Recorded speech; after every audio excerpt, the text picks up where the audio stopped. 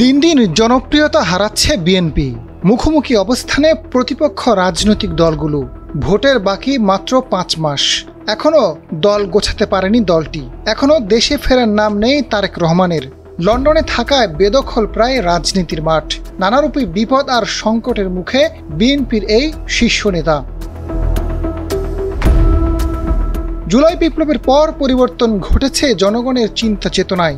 বিশেষ করে তরুণ ভোটাররা এখন আর প্রতিশ্রুতিতে বিশ্বাসী নয়। তারা চায় কার্যকর পদক্ষেপ ও স্বচ্ছতা। সাধারণ মানুষের আশা আকাঙ্ক্ষা পূরণের বিষয়গুলো বেশি গুরুত্বপূর্ণ। তারেক রহমান ও বিএনপির বড় চ্যালেঞ্জ সেই প্রত্যাশাগুলো পূরণ করা। যদি তা করতে না পারেন তাহলে জনসমর্থন কমে যেতে পারে। তারেক রহমানের সামনে বড় আরেকটি চ্যালেঞ্জ দুর্নীতি এবং নেতাদের অভ্যন্তরীণ দুর্নাম। তার বিরুদ্ধে পুরনো সময়ের দুর্নীতি, সম্পদের উৎস নিয়ে অভিযোগ যা বিরোধীরা প্রচার করছে। দলটির অভ্যন্তরে কিছু নেতাকর্মীর ইচ্ছেমাফিক আচরণও তাকে আঘাত করতে পারে।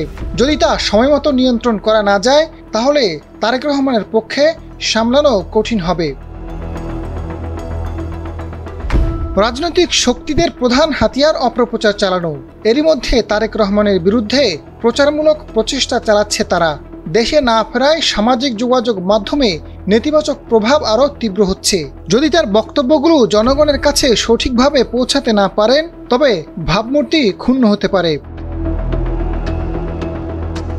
তারেক রহমানের দেশে ফিরতে না পারার বাধা হয়ে দাঁড়িয়েছে রাজনৈতিক নিরাপত্তা, আইনগত ঝুঁকি, নিরাপত্তার অনিশ্চয়তা ও রাজনৈতিক প্রেক্ষাপটে সাংগঠনিক ও প্রশাসনিক হুমকি, যা তারেক রহমানের জন্য প্রধান অন্তরায়। তিনি দেশে ফিরে আসলে কি পরিস্থিতি হবে, সরকারি বাহিনীর প্রতিক্রিয়া কি হবে, রাজনৈতিক অপচেষ্টার কি হবে তা নিয়ে উদ্বেগ রয়েছে।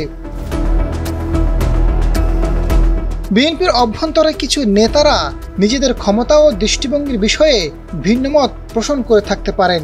দলটির অভ্যন্তরীণ ঐক্য রক্ষা করতে না পারলে তারেক রহমানের জন্য বড় ক্ষতির কারণ হতে পারে। তবে খুব দ্রুত তিনি দেশে ফিরলে সংকটগুলো মোকাবেলা করতে পারবেন। আজাদ ফারুক, ডেস্ক রিপোর্ট, সময়ের আলো।